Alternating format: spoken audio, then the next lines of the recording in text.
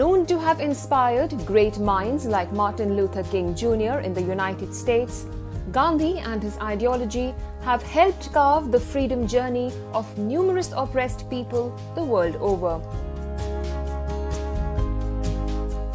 Often revered as Bapu, Mahatma and father of the nation, Karamchand Gandhi is one of history's most prominent and who helped pave India's path to independence.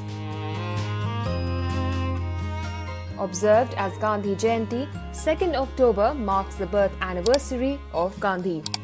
He was born on October 2nd, 1869 in the small town of Porbandar in present-day Gujarat.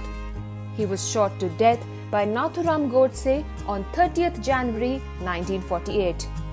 All through his years, he lived a life committed to fasting, meditation, and ascetic lifestyle and non-violence.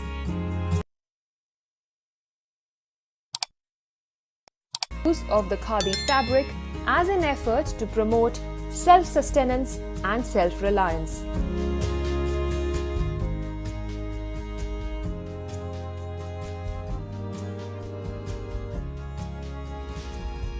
Against the salt tax, which prohibited Indians from collecting and selling salt.